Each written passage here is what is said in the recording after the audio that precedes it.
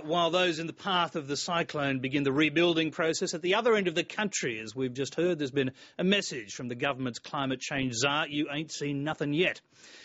Professor Ross Garnaut says the odds are that weather events are going to become more and more severe unless global warming is slowed. More from our political correspondent Tom Eagleton. Julia Gillard's jetted off to North Queensland, promising the federal government will do its bit to rebuild the state. I would prefer that my visit to Queensland was for other purposes, but we're here because nature has nature's been continuing to throw challenges at Queensland. Apart from the toll on everyday Queenslanders, those challenges are also proving costly for the federal budget. The Prime Minister's ruled out raising the flood levy to fill the even larger hole left once the tally's counted from Cyclone Yasi. We will have to assess the damage from the cyclone and we will meet that damages bill from the federal budget. It will require cutbacks in other areas. There's no point sugarcoating that. And I suspect when we make cutbacks in other areas to support the rebuilding, there will be people who aren't very happy about where the cutbacks are made. Dealing with the cost of climate change was, by coincidence, the theme of a speech tonight by Professor Ross Garnaut, the government's top advisor on the subject.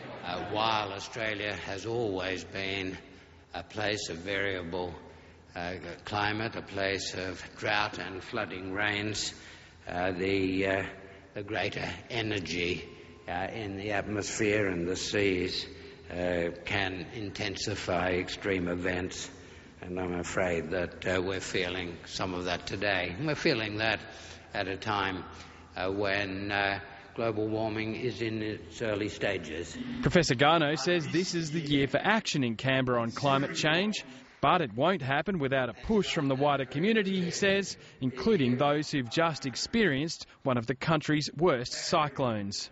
A warming climate does lead to intensification of the sorts of extreme climatic events that we've seen in Queensland, and I think that people wishing to avoid those awful challenges in Queensland will be amongst the people supporting effective action on climate change. As the country's third major clean-up operation gets underway, in Canberra debates turning to how to pay the bill for increasingly severe weather events.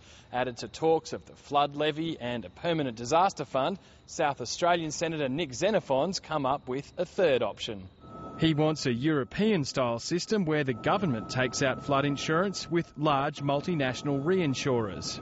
Having a one-off levy, having an ongoing fund won't solve the problem. You actually need to look at the global insurance market. Otherwise, we will continue to be dipping into taxpayers' pockets. Different state governments in Australia adopt different financial policies about insuring for loss in their state.